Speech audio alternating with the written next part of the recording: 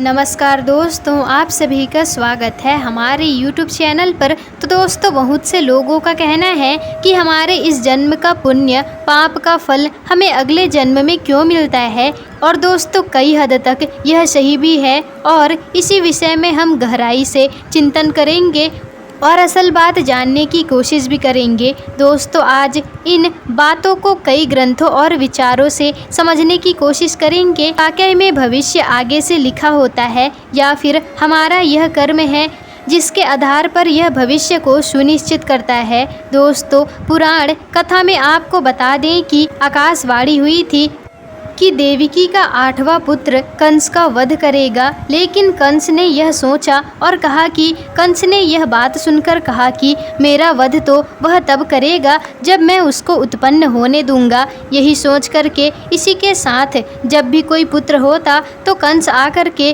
कुछ घंटे के भीतर ही उसे मौत की नींद सुला देता था। लेकिन जब देवकी जी का एक पुत्र जन्म हुआ और वह बहुत ही धूमधाम से हुआ और कंस का वध भी किया। ऐसा इसलिए हुआ क्योंकि उनकी मृत्यु की भविष्यवाणी पहले ही हो चुकी थी। साथ ही कंस के जन्म से ही देख लिया गया था कि उसकी मृत्यु कैसे होगी और किसके हाथों होगी। यही नहीं दोस्तों, इस संसार में जो भी जन्म लेता है उसके बारे में भविष्य पहले से ही लिखा जाता है।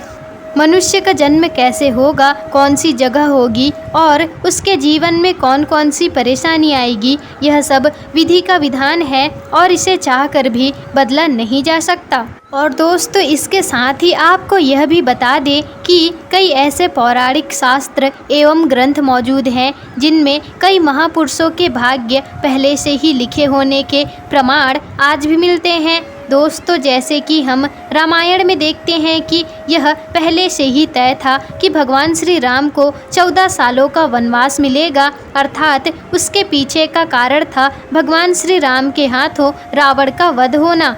कि माता कैकेयी मिथिला के बहकावे में न आती और ना ही श्री राम को माता सीता के साथ वनवास के लिए जाना पड़ता, तो सोचिए दोस्तों, रावण का वध श्री राम के हाथों कैसे संभव होगा, यह सब कैसे होना था। और यह सब पहले से ही लिखा जा चुका था, जिससे यह सभी के सम्मेलन से संभव हो पाया। इसी तरह हर एक प्राणी का भाग्य लिखा जाता है। हम सब एक छोटे नाटक के पात्र हैं जिनका किसी न किसी उद्देश्य से इस संसार में जन्म हुआ है। लेकिन यह बात भी गलत नहीं है कि आपकी किस्मत आपके कर्मों पर आधारित है। दोस्तों, वह कहावत तो आपने सुनी ही होगी कि जैसा आप बोओगे वैसा ही आप पाओगे। दोस्तों, अगर आप अच्छे और पुण्य का काम करते हैं तो आपके साथ सदैव अच्छा ही होगा, लेकिन अगर आपने हमेशा बुरे काम किए हैं तो ज़्यादातर संभावना है कि आपको उसके दुष्प्रभाव ही इस जन्म में देखने को मिलेगा। अर्थात आपने